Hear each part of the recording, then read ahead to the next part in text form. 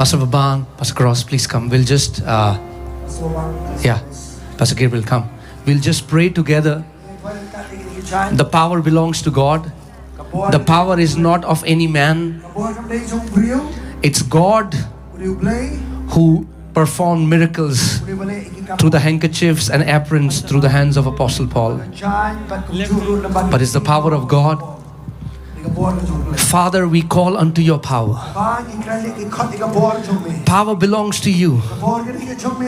Father, in the name of Jesus, we pray that these oil bottles, water, Lord, these clothes will be impregnated with the power of the Holy Spirit.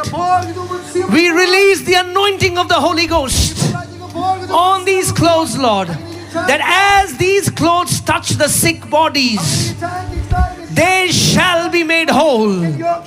Every unclean spirit will leave. Father, in the name of Jesus, let these clothes be saturated with the power of God. In Jesus' name, amen.